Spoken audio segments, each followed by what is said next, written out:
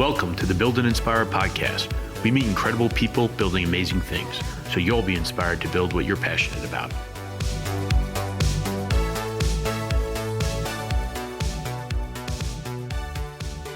So I guess for folks that don't know a little bit about you, Jorge, I'd love for you to introduce yourself. My name is Jorge, and I live here in Rome, and I work for a company that gives communication services to the European Space Agency.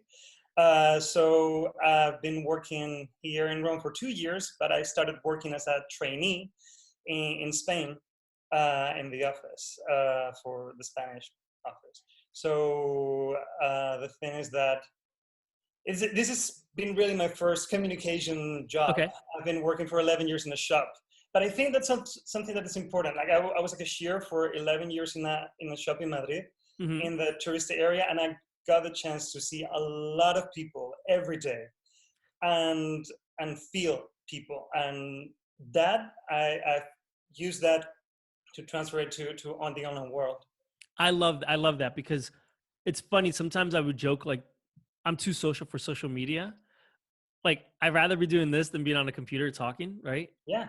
And I love that you started that way because people forget that all the time. Like a lot of times when people say, what should we do on social media? Like the same thing you're doing anywhere else. Talk to people like you would anywhere else. So that's awesome. It is true. A lot of people, they think that it's a computer, but no, you're talking really to humans. Exactly. So did you move specifically for this job or yeah? Yeah, it was like that. Like I was doing the traineeship or internship. Then they kept me for a while working, continue when the internship was over after I finished my graduate degree. And then I continued working in the shop and at the agency. And then one day I got a phone call saying, okay, we have a position for you, but it's in Rome. Do you want to come? And I said, all right. Because the thing with the agency is that it's an international organization. So instead of like NASA is only one country, right? But this is formed by 22 member states from all over Europe and Canada. Oh, I didn't know Canada. Okay. Yeah, it's not a member state, but it has a special, since the beginning in 75, it has a special status with the agency. Interesting. And so it has offices all over Europe. So there's in Madrid is where they have astronomy. Here in Italy is where they have one type of rocket, and also Earth observation. Then astronauts are in Germany, and so on. It's all over the place. So here they have a big part of the communication department, and I moved in here.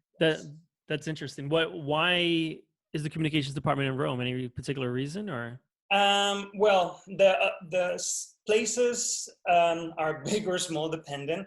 For instance, the one in Madrid is very, very small. The site where everything happens. And the communication department is only 2 people. Here in Rome, they have more. I really don't know why. But then the biggest one, so editors, the people that write most of the articles, they are in the Netherlands, which is the biggest site. Oh, interesting. That's where they have the technology sites where they do testing for spacecraft that then they send to space. And so the most science editors, and those are the ones that are writing about stars or black holes, or the technology ones are in the Netherlands. Here in Rome, the office, we have the people that they do branding, for instance, or graphic design, video. There's a thing called ESA Web TV, and it's here in Rome. And then they for me, doing social and also digital, because I publish also stuff on the website. They said it's in Rome. So that's awesome. That's cool.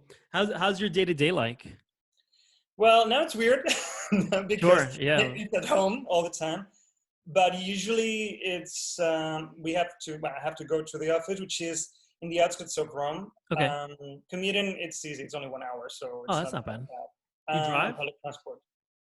No, cars here in Rome, it's not a good option, because the thing is that Rome has a wall that was built by the Romans, and then if you want to exit or enter the city, you have to go through these walls, and you have a lot of cars. So traffic is awful. That's one of the problems here in Europe. You don't have broad streets like in the States. Sure, yeah, we're built for roads. All that, exactly. So it's public transport. It's a bus and a train. And then in the office, from open the computer and then start going through YouTube comments, which are a lot. Oh, sure. And I could just imagine YouTube. Yeah, it is something, because you have a lot of people that they don't believe the earth is round still nowadays. Oh yeah, no, it is flat, right? Yeah, some people say that. And a lot of them are on YouTube and Yeah, on of course. Instagram. So first you have to go through that. How do you And respond then back to that? that Do you respond at all, or you don't? well, depends. Some of them, yes, because you have a lot of deniers for so many things, and then others, it's not like I've tried with some, and then when you see that you have always the same response over and over and over again, Yeah. it's not really. It's just No, you're not going to win. No. Yeah. And then you have some accounts, like there was this guy who had a crazy account. He's from the southern state in the States, for the accent, somewhere in the south. Mm-hmm. And he had this theory saying that in Africa, his channel is just a phone pointing to a screen, a monitor, showing Google Earth, and then saying that there are things that you can see on Google Earth.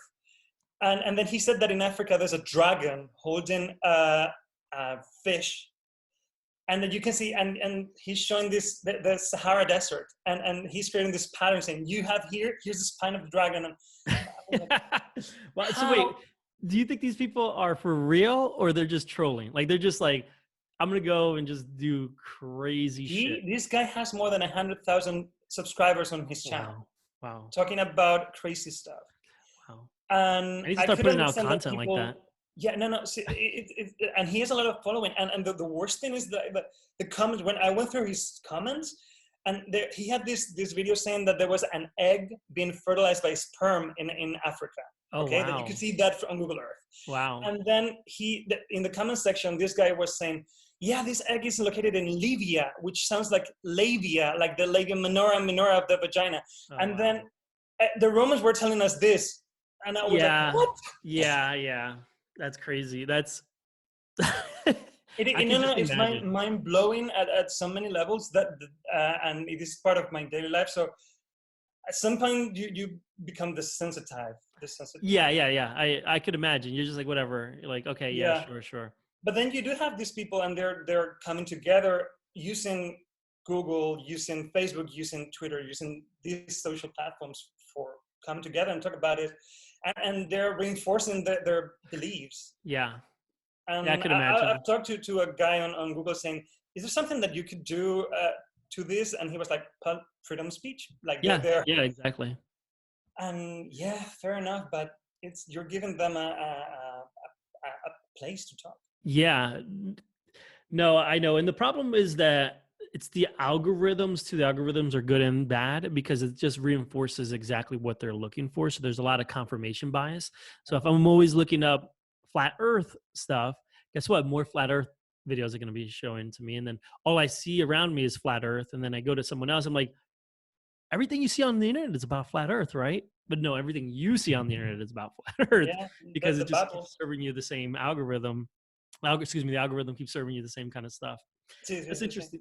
Do you ever see, because this happens on brands where other folks will actually come and fight on your behalf? Do you see that in the comments? Like someone else like, hey, I'm a scientist, or I'm not a scientist, and I just know facts. Yeah, no, they do. They do. For instance, right now, just published a story on Instagram where with satellite data, we've seen, scientists have seen that the levels of nitrous dioxide in Europe has been going down through the lockdown. Okay. And it's still down. So they're trying to confirm if there's a correlation or not between the data and the lockdown compared to a year before. And then some people, they have nasty comments. Other people say they link it to climate change, and you have the climate change deniers. There's a whole other thing. Yeah, exactly. And then some people do come and they say, look, you have some evidence here. But then the others come and they send other evidence that it's not really evidence. And then you have that. That's so you have funny. that. There's some hot topics being climate change, flat Earth, 5G. Or the spacewalk never happened. Well, the moon and the spacewalks, but then that's not ESA, that's NASA. So I've talked to some of the NASA folks, and they have to go through that. That's funny. Yeah. I feel like you guys, have you ever thought about this or done this in the past? Just lean into it. Be like, no, you're right, but shh. That like would be a good direct April Fool's messaging Day. them. That would be a good April Fool's Day. But the problem here is that the organizations, they sometimes I'm like, should I do this? Should I not? Yeah, no, it's much different, excuse me, than running a brand or something like that. But sometimes it's good to take risks. And Yeah, again, 100%. this is an organization that is publicly funded 100%. Everything is paid by taxpayers. Yes. So I think that it's important to, and personally, I'm very lucky because I'm taking care mostly of YouTube and Instagram. And on Instagram, I have a lot of freedom doing the things that I want to do. And I've been playing around and doing stuff that most of my colleagues would not do on Twitter or Facebook. Interesting. And it's paying off because there's a lot of interaction in the account. So that's something that I'm happy. No, your agency, your content, I think, is primed for Instagram, right? Like, yeah, it is. Images of everything from space to the technology going up to space to just folks working in the labs. And I think it's just probably I love when we have an astronaut on the ISS because we have so many pictures. And sometimes I'm like, can we get a picture of the moon, please? Like when I did a request for the Lunar New Year, the Chinese New Year, and I said, could you ask the astronaut if you can take a picture of the moon for us from space? That's awesome. It is quite something, really. Do you ever get a chance to talk to them directly and say, like, can we get this? Can we get that? Or is it kind of just no, fun? not on when there's space, no, because they're super busy. They do work a lot, and they only have some time during their free time to do some stuff for communication. And they always have a contact point on Earth to do that work. Yeah, you can't have like someone like you or me be like, hey, can I get a tweet about this? They do. I mean, they do have a person that is taking care of their accounts on Earth while they're, because they send pictures, but of course they cannot tweet it. Interesting. But their information has to, I mean, their accounts, they have to be active. Yeah, they can still, And some, depends on the astronaut, but some are more involved with their accounts than others. For instance, one of our female, the only female astronaut that ESA has at the moment, she said that because she doesn't have time to take care of Facebook, she doesn't want to use Facebook anymore. So she's only focusing on Twitter. That makes sense. So it's very, it's astronauts are something else. That's funny. How about the scientists around the world and around Europe? Are they constantly like feeding you information, or do you have ones that are kind of like, oh, I have this new discovery, or I am working on this new project, like we'd love to tell the world about it? Or does that never happen? Or no, it does happen. One of the things that I try to do is to keep up with the private messages on Instagram. Okay. And a lot of them are coming in, and people are saying, I'm publishing these, or could you please follow us, or could you please promote us? And I have so much content in my hands. Yeah, right. That's a good problem. From the agency. And then some of this work space is all about cooperation. And that's one of the things that I like about space. Yeah. You do have to work together to achieve things. Like Americans and Russians, they have to travel together because up until May, there was no spacecraft that was sending Americans from American soil. Yeah. So even though there was problems between the governments, they have to keep talking that part. Space. And the same for science. So most of the time, there's an editor that is writing an article about a specific topic or a specific discovery, like the case for NO2. But then this NO2 study was performed by an agency in the Netherlands. So we have to talk about the collaboration that's happening there. Also, it's an important thing to show that the taxpayers' money is put to use to something that is important. So it's also to show that the payback of the investment that you do with your taxpayers. That makes sense. What would you say, what kind of content does that the best? Well, that really depends on the channel. I do see a lot of difference. I guess it would be the same for any brand, but on Instagram, people, because of the nature of the channel, it's more about just scrolling. Cool photos, videos, Yes. So it's mostly about pretty pictures and that. Whereas on YouTube, for instance, that they do want something that is more insightful and more in depth. Longer form. Yes, but also with more content. On Instagram, they don't care. Like yesterday, I published a picture of the moon, and most people didn't notice that it was taken from space. They were saying, this is a crappy picture of the moon. And then I was like, yeah, but he took it on a spacecraft moving. Yeah. which is not as easy as to do from Earth. Mm-hmm. And on YouTube, they're like, "Oh, this video is nice, but I would love to see something more insightful, like more information." But it's the channel says a lot about what the people want. That's amazing. Now, do you find that I imagine obviously you're learning a lot about science. Did you always have an interest in science throughout your life? Yeah, I grew up in Lanzarote in the Canary Islands, Okay. where there are 8 islands now, and the sky is protected because they have telescopes in one of the islands. Okay. So the light pollution has to be very low. The level is very low, and because they're in the middle of the Atlantic, there's no much going on regarding to light pollution. So I've always seen the stars from there. When I was a kid, my mom she drove me to this castle in the capital city of the island, and we went to these talks done by astronomers, and then we went upstairs to see through telescopes the stars and the planets, and it was really cool. That's amazing. You just fell in love with it. Yeah. I mean, when you go out and you look up and you have the sky full of stars, it's just there. Yeah, it's funny. I grew up here in New York City, actually New Jersey, but right next to New York City. And you can't really see the stars here at all. So I remember when I was younger and I would be taught, like people used to navigate with the stars, I'd be like, that's impossible. And I remember the first time I left and I went to the desert and I saw all the stars. I'm like, there are stars out there? Yeah, it is quite something, right? It's like that story when there was a blackout, I think it was in San Francisco, and then people were calling and saying, I see these lights in the sky, and people were saying, these are the stars. Yeah, this is what it should look like. Yeah, that's amazing. Now, I feel like you're probably just obviously learning about science day in, day out. Do you feel that you need to kind of have an eye or a pulse on what's happening in science in general, and then you post that content first, and then kind of have to decide overall, or is there someone else deciding what to prioritize overall? The agency does have, for instance, next week or the following 24th, 24th is the anniversary of Hubble. Okay. It's turning 30. So of course now a lot of the content is going to be Hubble related. Makes sense. Not only because the images are just breathtaking, because it's showing the universe, but of course, there's going to be a focus on that. The previous weekend, it was the Human Spaceflight Day, because it was the anniversary of Yuri Gagarin doing the first flight orbit around Earth. So when there's an event like that, there's a focus on that kind of content. Yeah, I'm prioritizing that. So this last week, it was about the moon because it was the anniversary of Apollo 13. Okay.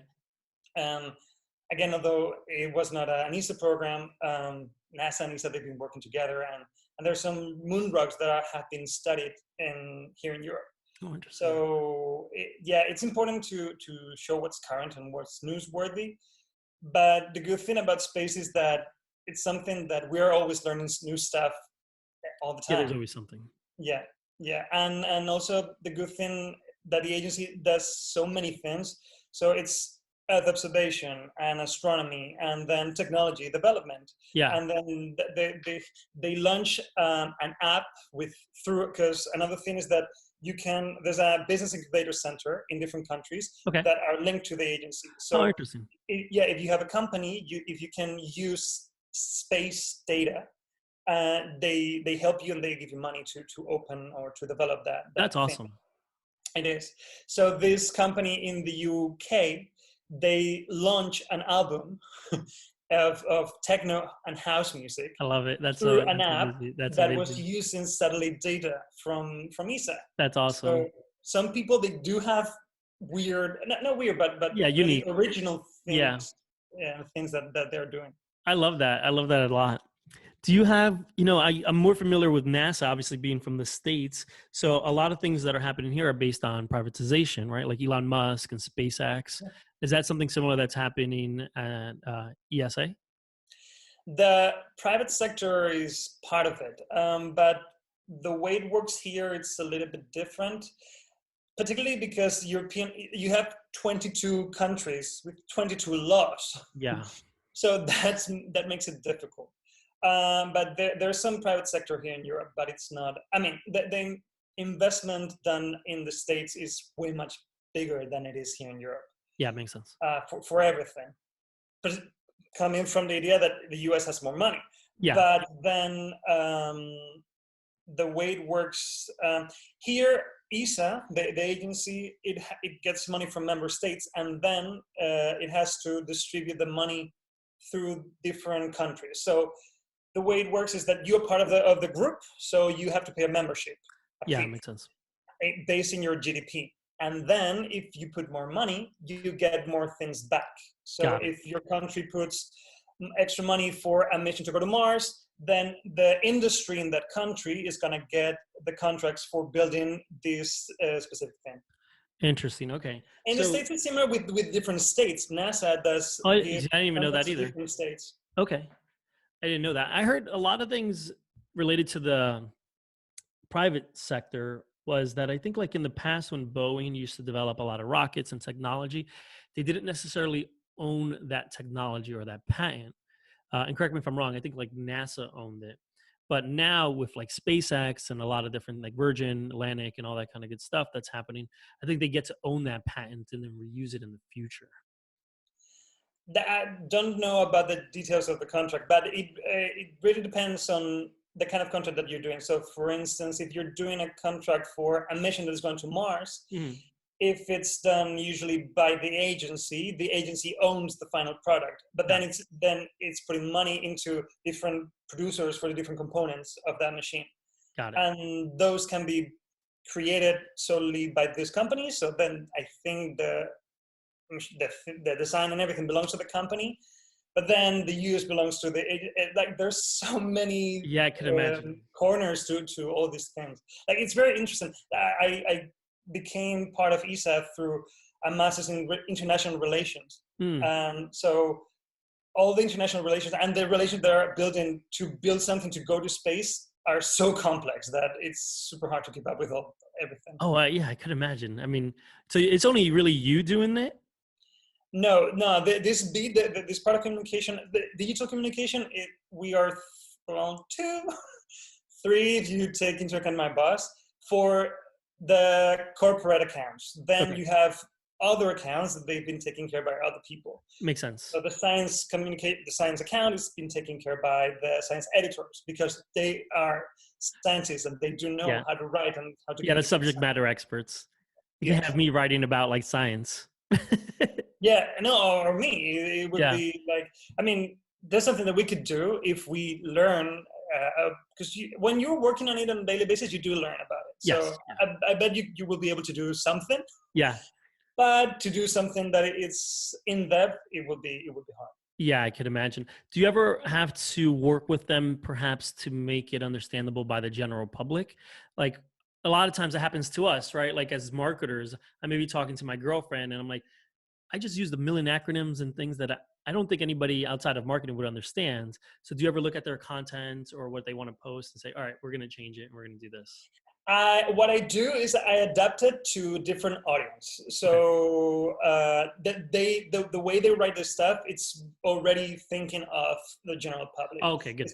That is the whole idea of the corporate channel. Then you have the science tech website where they do go into the detail of the algorithm or that it's super tricky to read sometimes and tough. So the way that the things that I do is that I try to make it attractive for a younger audience in my case. So I try to play or try to make a hook somehow on Instagram to make people click on that, read more, like it. To go for more information. And sometimes it works, other times it doesn't work. One thing that I've been doing now that we are at home in the lockdown is that I've been doing this ESA quiz, stay home edition. Okay. So I show myself because I think it's important to show a face. Agreed. To keep company. Yeah. And I say, hello, let's do this. And there's a different topic every day. And it's using the sticker, the quiz sticker on Instagram. Yeah. Saying, what is this? Or what number should be for that? And people are engaging a lot. And That's people, awesome. A lot of people, I'm getting a lot of private messages saying, thank you very much for this because this keeps me busy. Yeah. Or I'm looking forward for this time of the day because that's it's a awesome. way of learning. Yeah, it really, that's one of the highlights for me at a personal level, because when the other day a guy was saying, thank you so, and I say my name, thank you Jorge so much for doing this, because it's been a hard time for me, and this is a moment that I'm thinking about space, and I'm traveling somewhere in the universe, and it's very, very nice. And also I think it's important to do, because again, it's a public organization, and we're doing this because of you. Yeah. No, that's awesome, because that satisfies so many different things, like the agency's goals. I mean, it helps. That's awesome for you to be able to do that with folks, right? And they see you as a way to support but them. how is it for a company? Because I've never had the chance to do digital for a company. Mm-hmm. And I guess that should be different, right? Because a lot of people come with complaints, other people come, so. Yeah, no, it's not that different for a company, and especially now, like what you mentioned, how things are happening due to the coronavirus. Like a lot of things are what we would say lower tech, right? And just getting on the computer and talking, right? And interacting with folks and getting feedback with folks. And we're looking for cool creative ways of getting out there. And a lot of times it's maybe looking back at old content and looking back at things that we've produced in the past that did well and we want to reuse, or didn't do well and we want to reuse, or just older stuff, because no one's going out and having studio time, right, to create elaborate videos. So we're seeing a lot of different brands doing things like that as well, and people are loving it. It's fantastic. Yeah, because it feels more authentic, right? Which is super important. You got it. I think it's always about authenticity, right? It comes down to not what we say, but how we say it. Sure. And particularly the brands that I work on and the things I'm involved in, we want to be empathetic. We want to be authentic and be there for folks. This is not the time to sell. This is not the time to sell anything, which I think a lot of brands earlier on have stumbled and have been called out on. Is that like, why are you trying to sell me this right now? Like, do you understand that I can't even get to the supermarket, that I can't do X, Y, Z? Like, so it's an interesting perspective. So it's not that different than what you're doing, just like being there for folks. And we have this platform, right? So. Yeah. And we're lucky that we can talk to them and give that moment that they feel that they're having something good in their life. You got it. And I think that's what people are asking for too. And one of the things in the past that we used to always get asked is, like, when I worked on Oreo specifically, is like, does anybody care about what an Oreo has to say about X, Y, Z? And maybe not, but like you mentioned, like there's a platform and we could be part of someone's enjoyment and part of someone's life. Like, why not? We have at the time we had over 20 million followers. Why wouldn't we be involved in different kinds of conversations? Of course. And you are part of their life in a way. I mean, you are the cookie that you've been eating since you're a kid. Yeah, exactly. So they have that affinity. And then same thing with space, right? Like for pretty much anybody alive right now, space has always been part of their life in one way or another, right? Yeah, I mean, we all live in tiny rock that's orbiting a star. That's true. So, I mean, it's flat, the Earth, but no. Yeah, some people say. Yeah. This is funny. If anybody records this and like promotes it, this is the one thing they'll cut out. Like Leo says the Earth is flat. Yeah, they might. I've seen stuff like that being done already. Oh, like sure. Twisting videos for their own game. Yeah, or now with artificial intelligence, they have like the deep fakes where you could have anybody saying anything. I know, like they have ones of like politicians and other folks just completely saying anything they want that was based on the algorithm that the AI was able to produce. Yeah, that will make everything interesting, but in the future, because now you see it, like a lot of people are using WhatsApp to send messages or any private message to send these videos of news here. Like the thing here in Italy, they were saying that there were dolphins in Venice when they were never in Venice. They were in a different part of Italy. Oh. And that spread all over the world. I've seen it in the news in some countries. And yeah. So this thing is going to be the next level. No, of course now. And like no one double checks or only reads the title, right? Yeah. So I bet you that you have to be careful with that too when you guys are publishing things in from a digital perspective. Like the title probably should grab your attention, but also, I don't know, share more information. How has that changed when you're writing titles and things like that? Yeah. For instance, for YouTube, I was lucky enough that I became one of not me as a person, but ESA became part of the partners of YouTube. So this case, me, I had this online class with a person working in Google, YouTube in London. And that was amazing because he taught me a lot about how to think for publishing a video on YouTube. And of course, I don't have the power to produce the videos, and that most of the videos are produced somewhere else in Europe, and they are not thought for YouTube. The main goal is to be shown on broadcasting on TV. Mm-hmm. But there are ways that I can change the title or the description or something in the video that it will make it more attractive for YouTube, so the algorithm picks it up and then it shows to more people. And that's been working a lot, like big time. Like when I took over the account, there were 2 years ago, there were 125,000 subscribers, I think, and now we are 570,000 subscribers. I mean, oh, wow, that's a huge increase. See, considering YouTube is not the place where you grow a lot, and again, most of the content is not for YouTube. Yeah, and sometimes I have to have the struggle saying, "Why haven't you published this on YouTube?" I'm like, it's only 30-second animation. Do you really? Yeah, so it's not going to work. And that has no audio nor anything. It's just a map. Yeah, it's beautiful, but it doesn't say anything to this kind of audience. Interesting. Yeah, and I guess a lot of because on the brand side, really any social media job I've ever had or digital communications job, a lot of it is educating folks internally, which I love. So I imagine it's no different for you, right? Like, post this, but then you have to be like, well, actually, YouTube doesn't allow, I'm making things up, but like YouTube doesn't allow less than 30 seconds. But like 30 seconds are good for Facebook stories or Instagram stories. So I imagine that's still a big part of your job. Data, because a lot of these people being scientists, yeah, like, that makes sense. Here's the data, analytics. Yeah, that makes sense. Yeah. Are any specific tools you guys use? Well, for YouTube, it's YouTube. So nothing.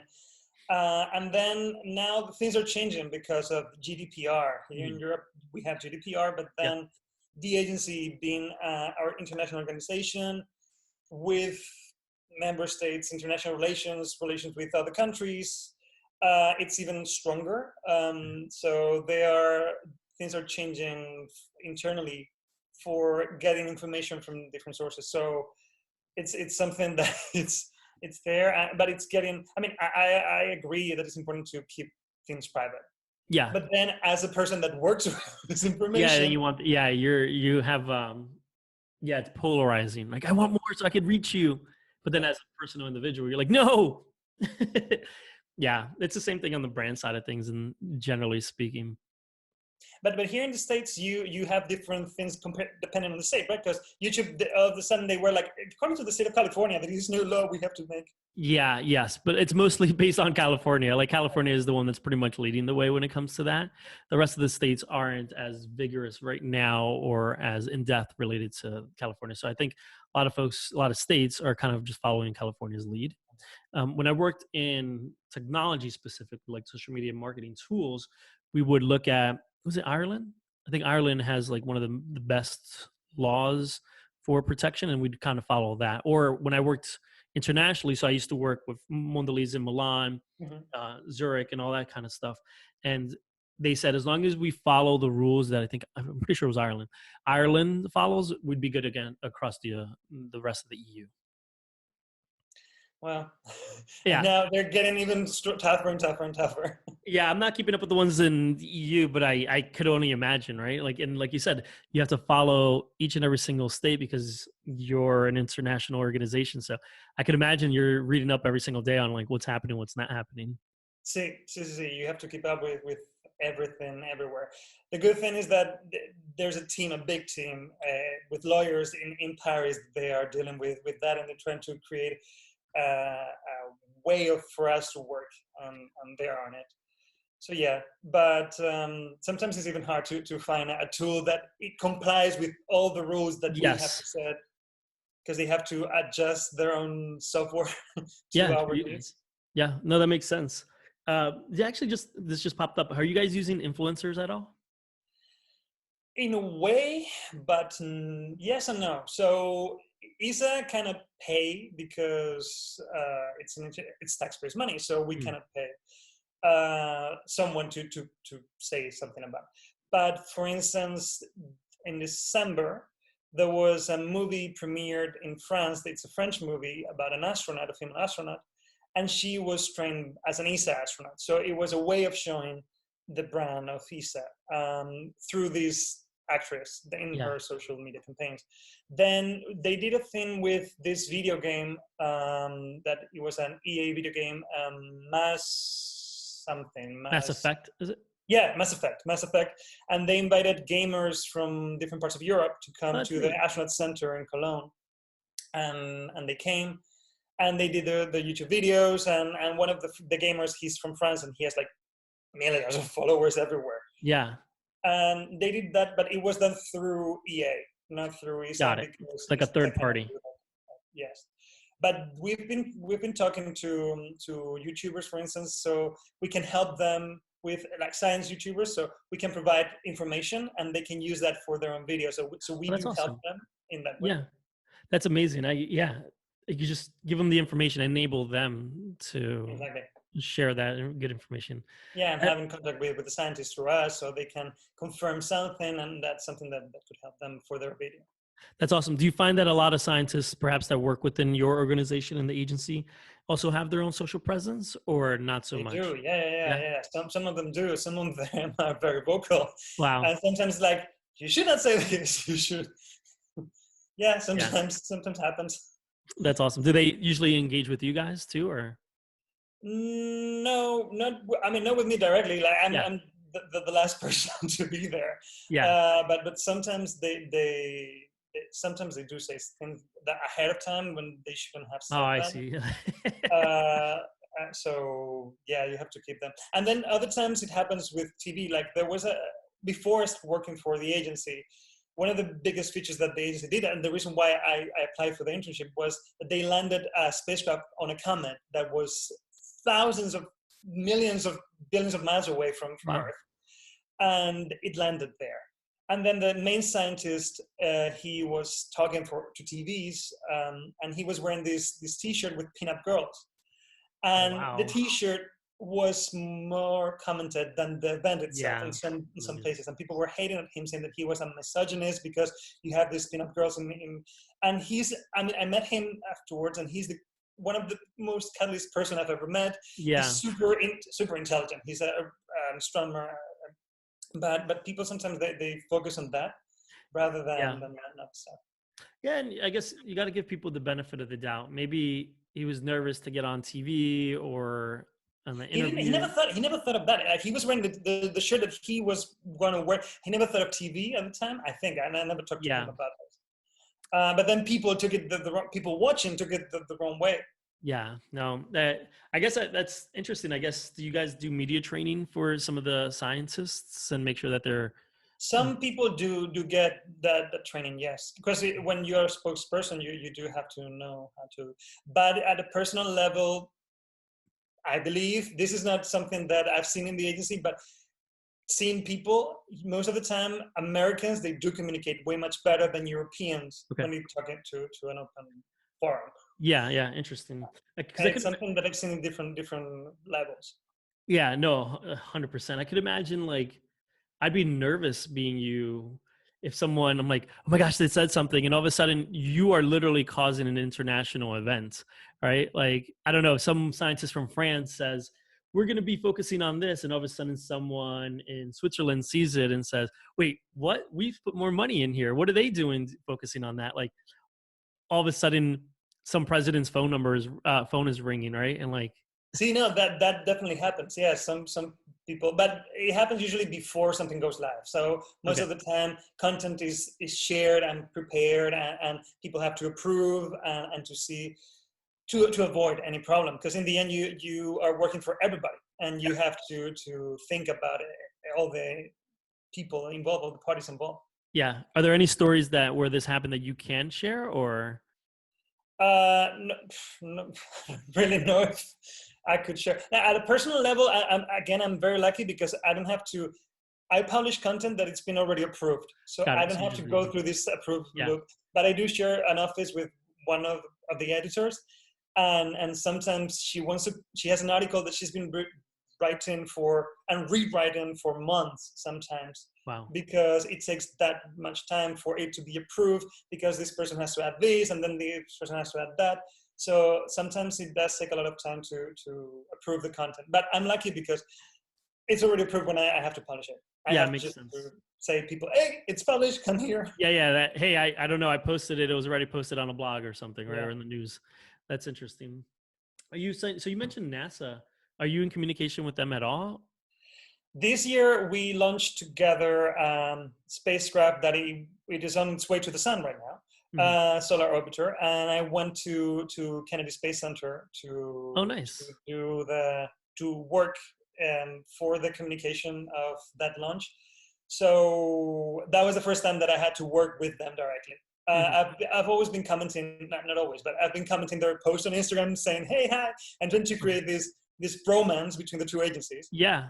And people have picked it up, and we were once in common by celebs on Instagram. Okay. Which was something That's that awesome. I didn't know about this page until someone, but yeah, sometimes we do have to work together because there are missions that are happening together. For instance, in the astronauts and when they are going to the ISS, International Space Station, they have to, both the Europeans, the Americans, and the Russians, all of them, they have to work together to train in Russia, in Japan as well, because Japan is part of the station, in the States, in Europe.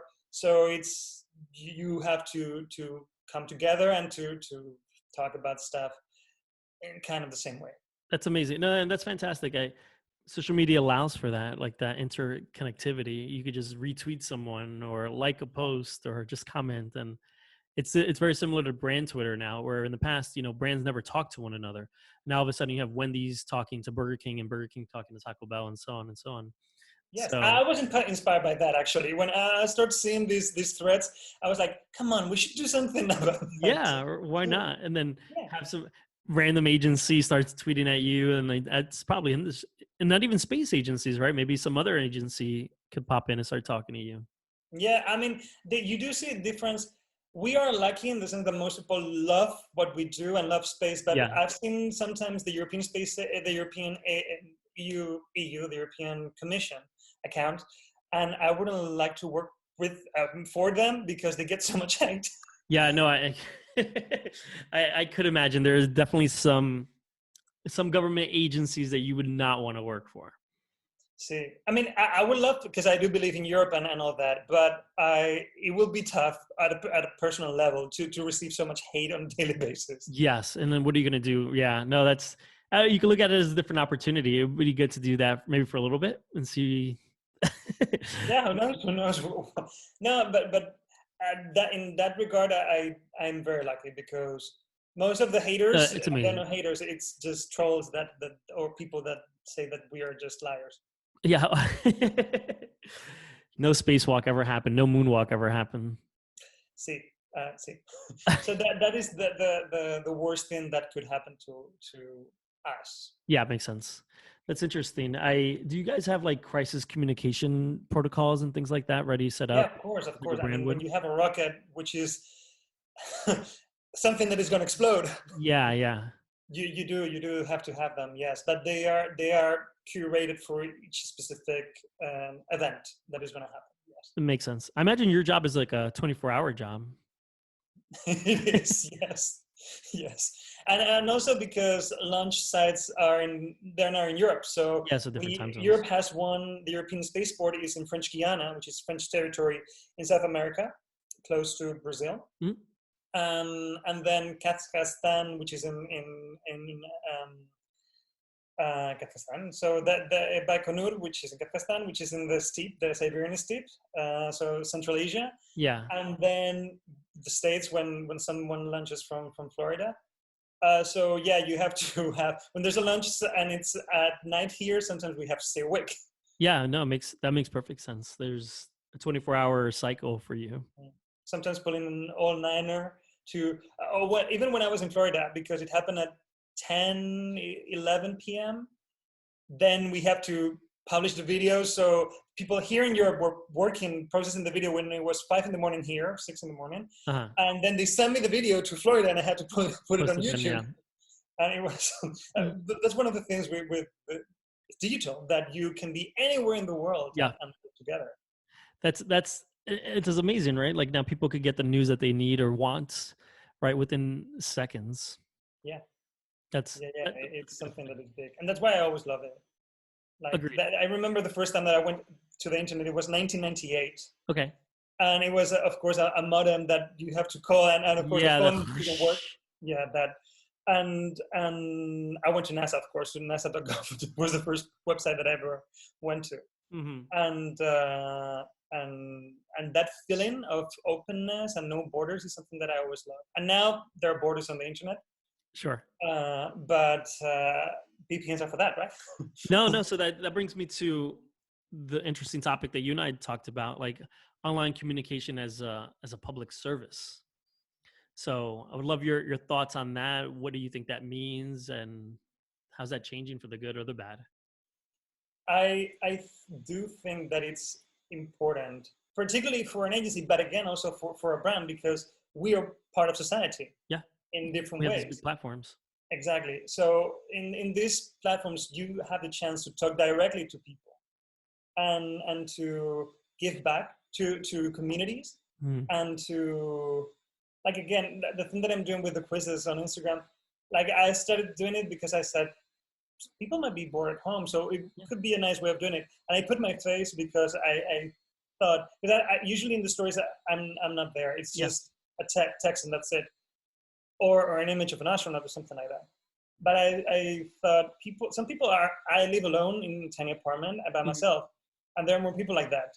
So some people might appreciate having a face, although it's mine. So it's not. I'm not Brad Pitt, but it's just a friendly face that could be there. No, I agree. Seeing, like we said earlier, the human connection, that there is someone behind this account. You know, it's so easy to just imagine that it's, I don't know, just like some corporate drone robot tweeting things or Instagram, but it's you, right? It's you out there, like in your apartment and connecting with folks. Yeah, and sometimes even some of the comments that were negative, saying like, "I don't like this guy. This guy's annoying." You're always and I commented and I said, "Okay, thank you for your feedback. What would you change?" Or and they were honest, and they were saying, "I would think that he." So they were not haters for the hate. It was like, which is great. Yes, exactly. Yeah, because that's what I would imagine. I mean, my initial emotional reaction when you said, I'm like, oh, whatever, forget them. Yeah, at the beginning I was like, maybe, but then I was like, no, I think it's important also to listen to this kind of criticism. Agreed. That's amazing. I mean, there's only listening to, I was taught this by an early mentor. I want the negative news, not the positive news. The negative news is what helps me become better. True. Positive news doesn't necessarily help me become better. And a lot of times you'll have people say, I love it, but they don't really have an idea. If they say they don't love it, why? Like, how can I change it? And like, yeah, that's helped me out a lot. Just in life in general. Like, oh, tell me what you didn't like about this. And they're like, oh, this is what I don't like. I'm like, all right, cool.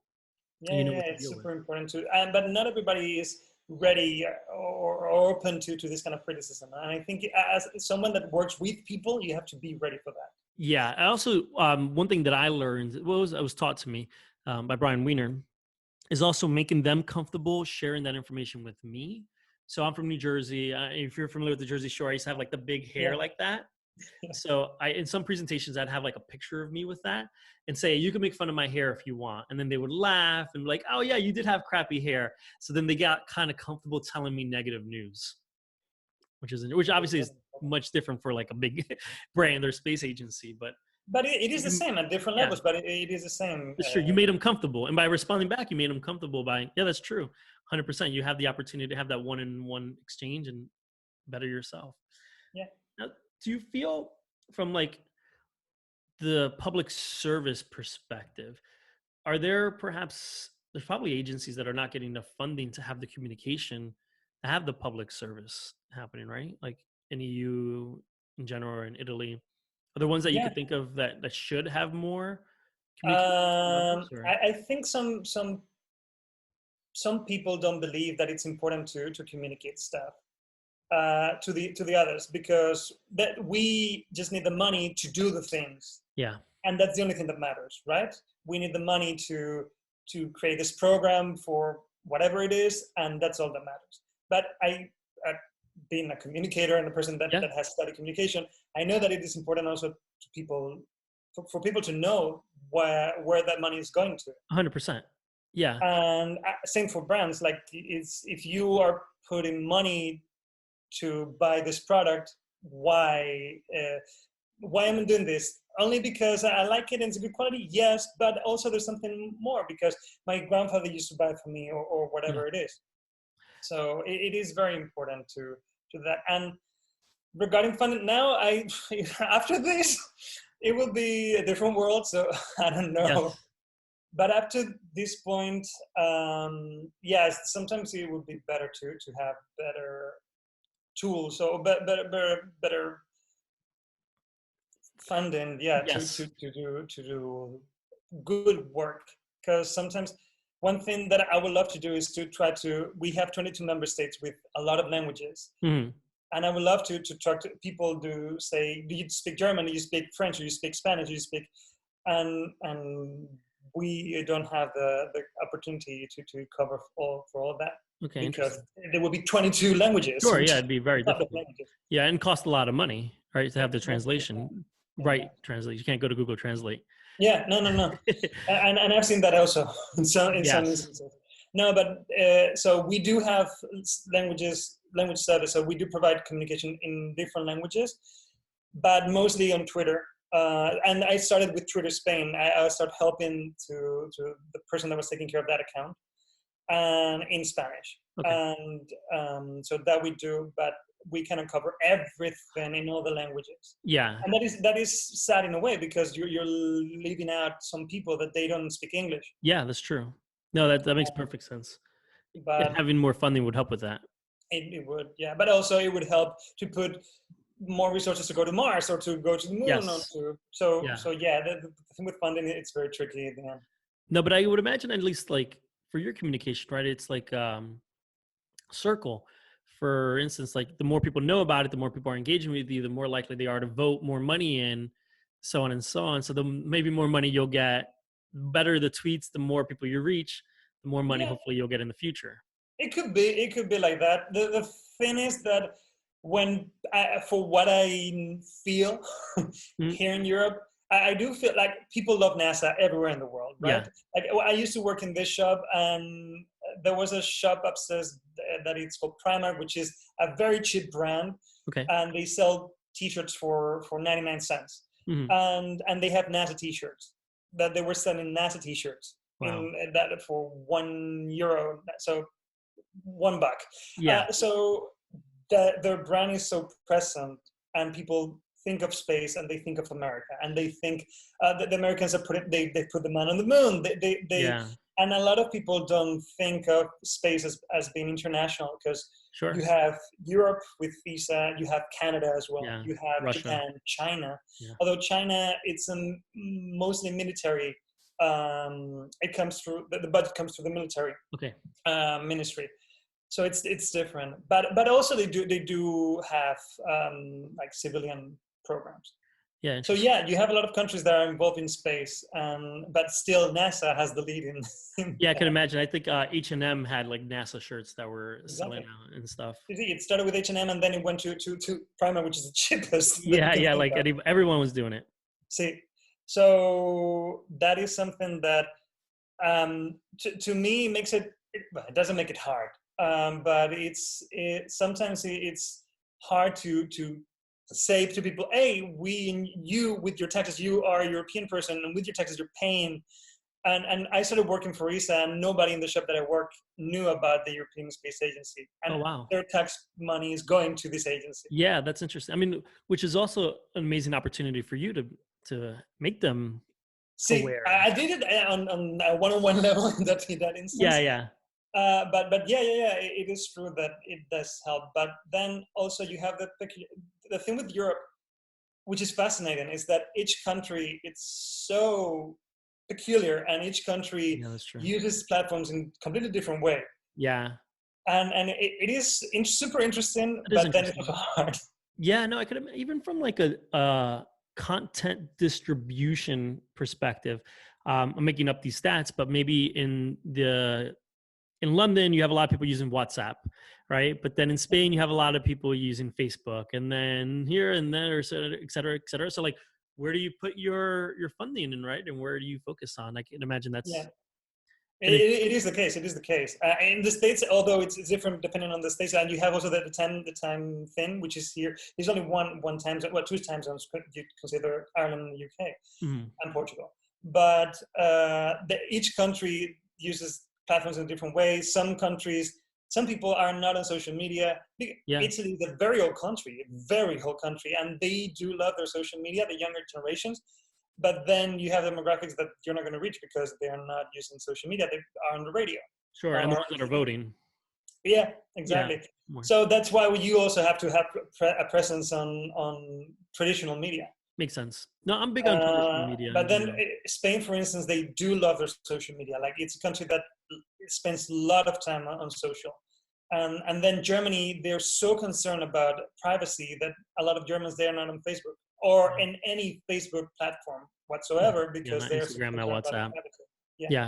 They do Telegram if they do, or they have a German messaging app that they use. Interesting. Yeah, that's very interesting. That's a whole other piece of complexity that you need to now think about. It is. But that it's what makes things I try to keep up also, although sometimes it's hard, but I do sign up to a lot of webinars and listen to podcasts like yours.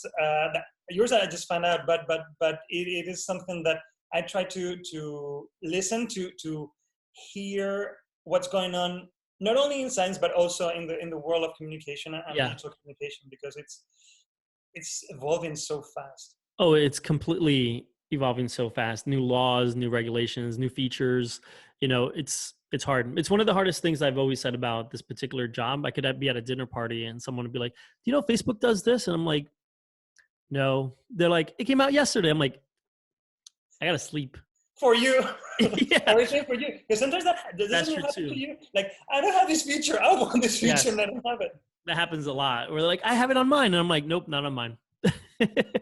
That's one of the things. Like the other day, I wanted to put a song in one of the quizzes, a Muse song, and I didn't have the music sticker on the ESA account. I have the sticker on my personal account. I could put music, but not on the European. Yeah, not on that one. Like, so frustrated. I was like, this would have been so perfect. Yep.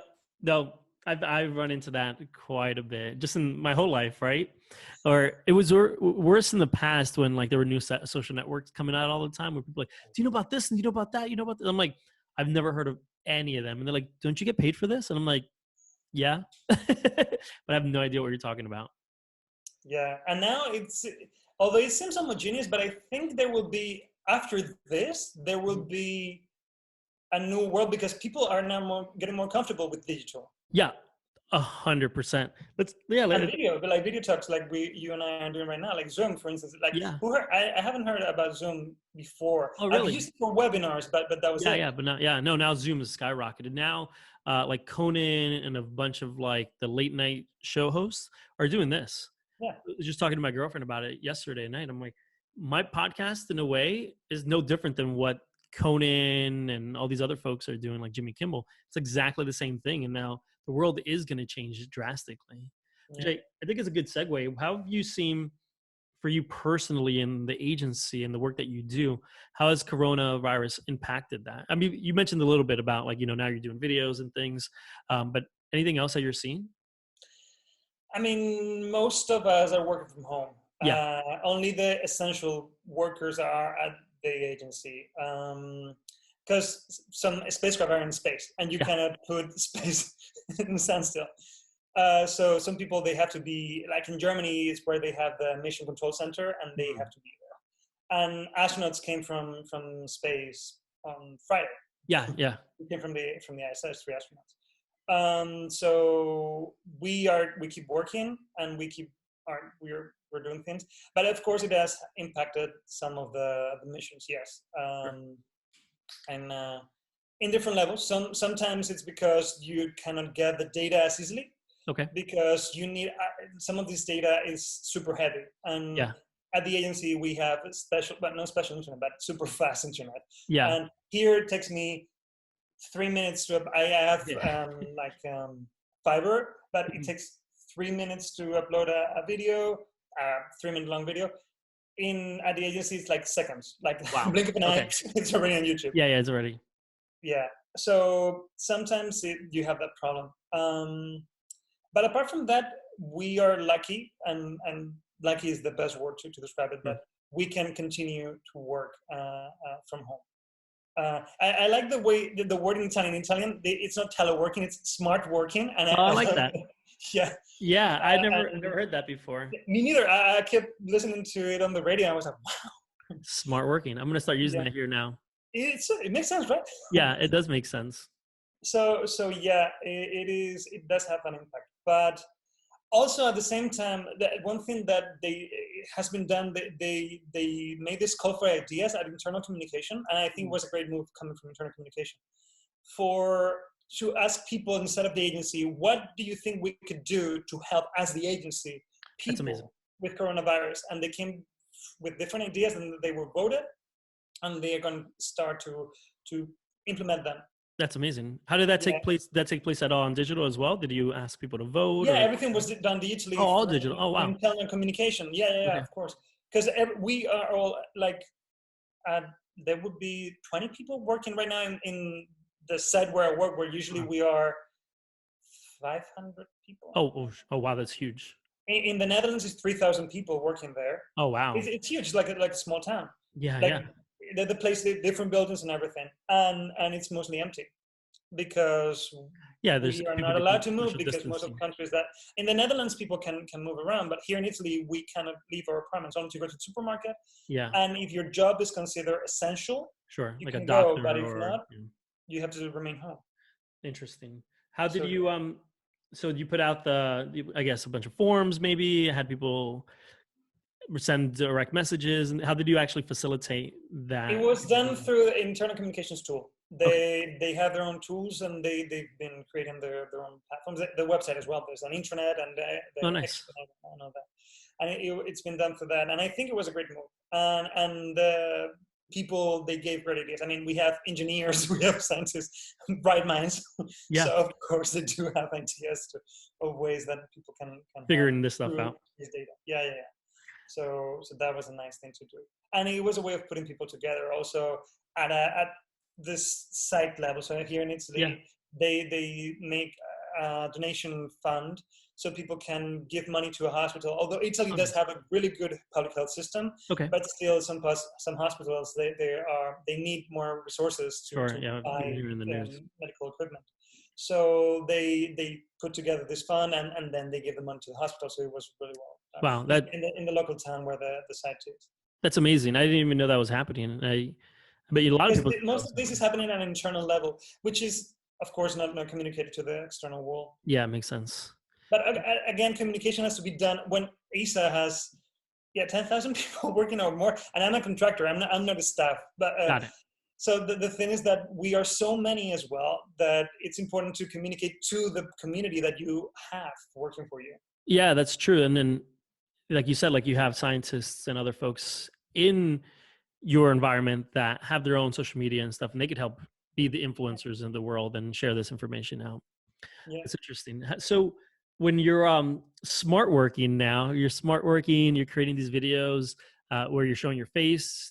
When Corona is over and the world becomes, normal-ish. Yeah, the new norm. Yeah, the new norm, right? Do you see yourself continuing to do these videos, or? Maybe, probably. People do ask. People do say, "Can you please keep doing this forever?" It does take a lot of time. Sure. Like usually it takes, because I am the person that is going through the website and trying to come in. Like one of my colleagues, he's been kind enough to provide some questions for 4 quizzes, but the rest of them I've been making them myself, and I have to research and to find that the proper length, the distance between Mars, the Earth, and Mercury, for instance. That one was a question that it was a tricky one, because there are planets that are moving. So that's they true. don't have the same length, the same distance, depending on the time of the year. So it takes a lot of time, but considering that it does help people, I might do it, or at least change it. Sure. Also, because I do not see an end to this, a real end to this until there's a vaccine, right? Yeah, agreed. But I think it's going to take a while. Yes, agreed. No, I communication is changing in a very interesting, positive way. I think, like we were saying earlier, now people like Conan or Jimmy Kimmel. People are watching them because they're interesting people talking about interesting things. They're funny. People that following you, they want the information. It doesn't have to be polished. Yeah. Right. In the past, everything had to be like a multi-million-dollar studio with a multi-million-dollar camera. Now we're doing things on our iPhone and it's working just as well, right? I still watch Conan. I still want to see what my favorite brands are doing. Of So course. Yeah. So I see this only changing from a positive and the world changing from that perspective. So I could see you doing more of these and maybe people wanting more of you and your face. See, maybe try to do something, do the next step, but still I need to figure that out. Well, Yeah. that would be. But yeah, no. One thing that I want to do is to keep people involved. So the first thing that I did for the agency as a trainee, I created an Instagram account called Your ESA, where I create a community of people. That's great. That's great. I only publish pictures of people that they've taken themselves and they've tagged with their hashtag Your ESA, right? That's amazing. And I'm super proud of that, although it doesn't have a huge following. And since I've been taking care now of the main ESA account, I don't have the time to go into much work with that account. Yeah. But still, like there was a kid in Brooklyn who was 14 who start talking to this guy in Australia on the different settings that you can put in your camera to take a picture of the moon through a telescope. Oh, wow. That's awesome. Some people they've met in real life because of this account. Oh, wow. So that's something that I'm super happy because, again, space. We are part of. We're all moon dust. We're made of moon dust. We live in this rocket and in this rock that is orbiting the sun, and it's part of all of us. And if we can come together, like this is the thing that can make us all come together. And one of the things that I also like to do there is that I say thank you to each person in their own language. That's amazing. That's fun. And I like to celebrate plurality and. So one thing that, for instance, now next week is the beginning of Ramadan. So I will create a post. Ramadan is marked by the lunar calendar, so I will create a post about Ramadan. That's amazing. Same when it was the Pesach for the Hebrew community, or when the Jewish community, or the Easter for Catholics, and now today is Easter for the Orthodox. So I try to, because although we do think differently, we are part of the human race, and that's. Agreed. And we do pay taxes to the agency because sometimes one of the posts that we've got most hate from when we publish something for women in STEM or science and space and LGBTQ plus post, because a lot of the people that they do say you shouldn't post about this has nothing to do with science, and then we're like, but no, because all of us are part of this. No, it makes sense. I agree. I mean, to use your term, you used global citizen, right? A global citizen perspective. And I couldn't agree more. And as you mentioned, also space touches, and everything that you're doing touches every single aspect of our life, right? There are, from my understanding, from my research, and they're sending plants up to space and different tests and that have nothing to do with like science, right? Like they want to see how certain molecules maybe interact in space and like, how does this work or that work? So literally there's no aspect of the human life that you don't touch. See. And also it's important to have different points of view. When you tackle any science, you have to have broadest mind to come to all these different points to come to that conclusion, right? And if we all think the same way, then we are closed in our minds. We have to be open to anything, and it's important to celebrate this diversity that we do have on Earth. I agree. I couldn't agree more. And it's nice to have the opportunity to have these platforms where you can share and do things like that. Do you have any folks that are just completely anti-space? Like, we're spending too much money on this, we should just be spending money? Yes, of course. But most of them, they are no vocal because they don't follow us, no? Yeah. But some people do, some people, mostly on YouTube, they do say that this is a waste of money, we should be giving food to people in Africa and some of the content is produced in a way that it's trying to give answers to these people, because working in space, that it's done research when you send people to the space station and they are doing research there, is research that they kind of do here on Earth, because the lack of, not the lack, but the microgravity situation, it's something that it's super expensive to do here on Earth. Yeah. So, and you can create foams that then they increase. I published a video about this last week. That's why I have this fresh. But they increase the shelf life of medicines, for instance. Oh, okay. So because interesting. of a foam that has been studied in space. Wow. Something that, again, I wouldn't even have thought it. I wouldn't even been able to make that up. Yeah, or for the food industry, or for the foam that you put when you shave, like that. Some of that has been tested in space. Wow. And then it has a use here on Earth as well. Yeah, I never thought about that. Or I know the things that I'm more aware of are like particularly like mining, perhaps on the moon or something like. Yeah, no, asteroid mining. That is something that will be the next stage that will be interesting. Again, I started working for ESA through international relations.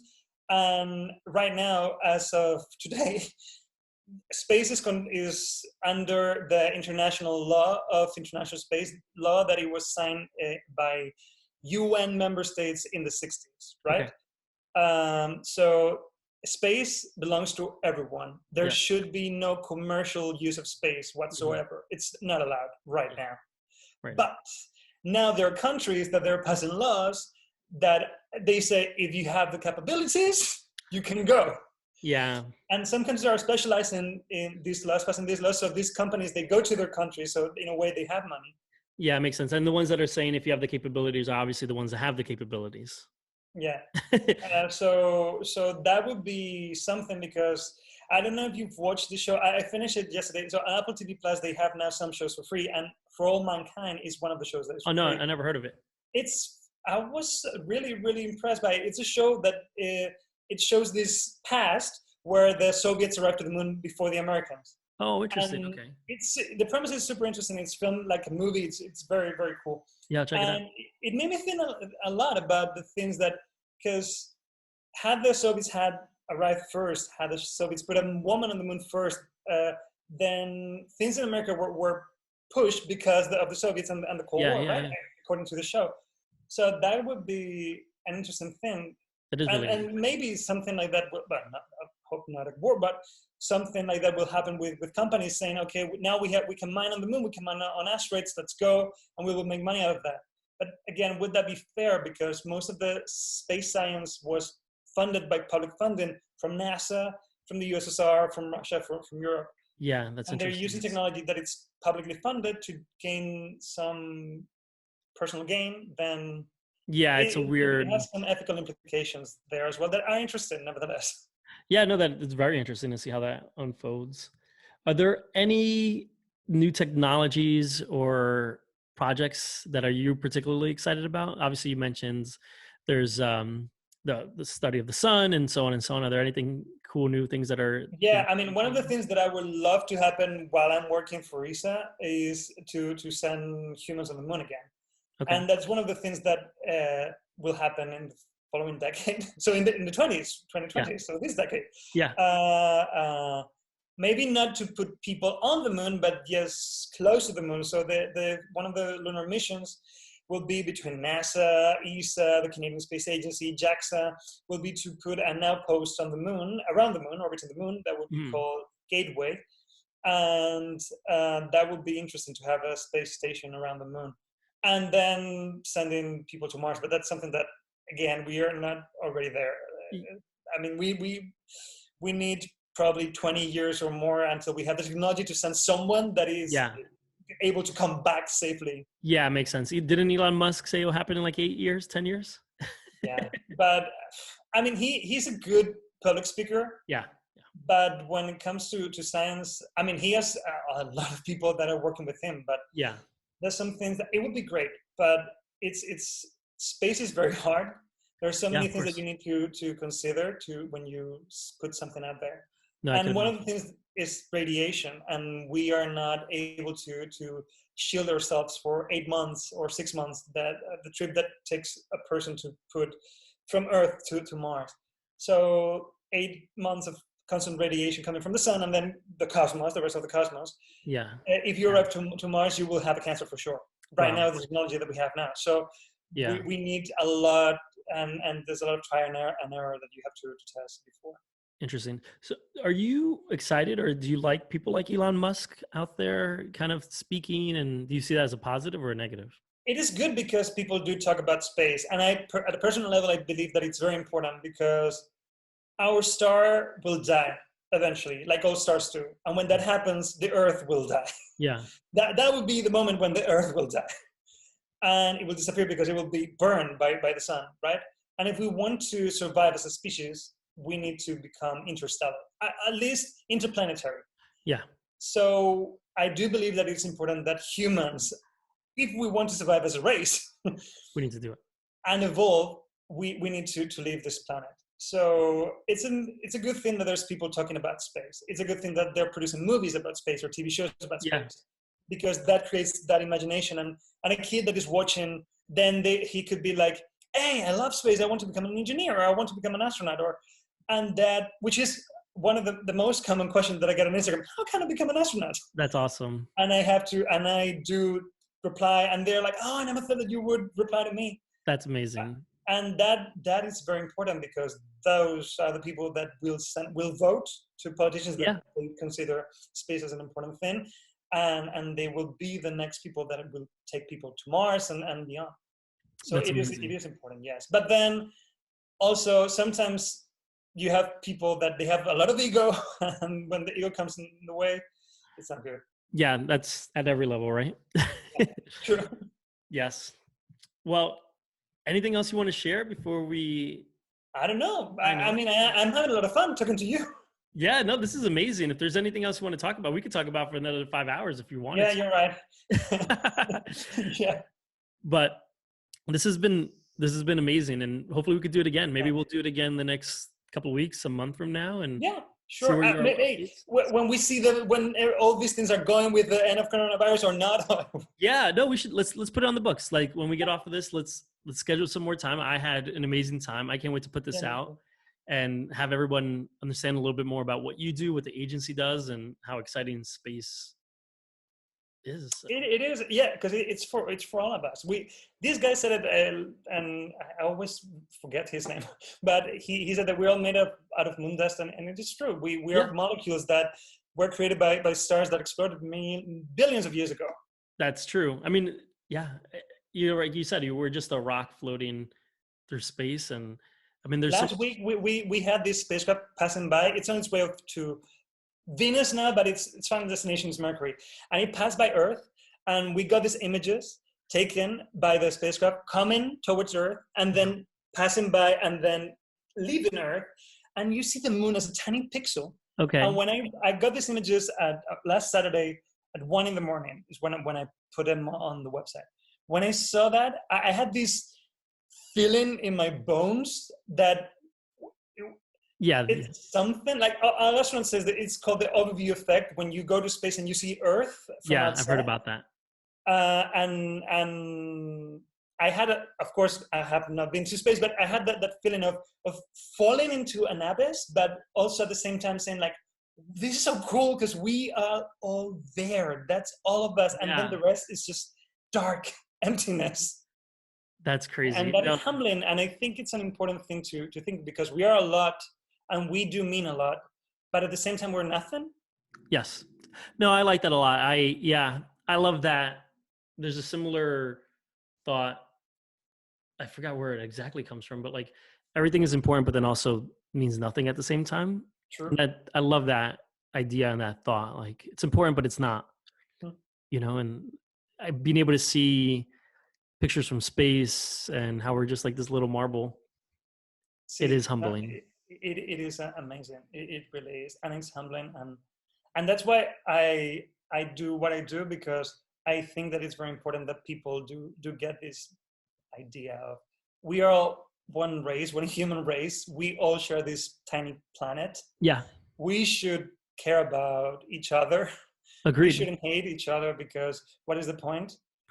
And we're all in this together, and it's something that has been said a lot these days, but it's true. It is true. Agreed. And like you said, like looking at it from a global perspective, from a space perspective, there's no other way to look at it than that we are just one race, and just need to do the best to treat each other correctly and do what we can, because we are a little marble. Yeah, we are. Well, Jorge, gracias. Thank you so much. Gracias, Leo. I appreciate this. Bye. Thank you. Thank you very much. Yeah, of course. Take care.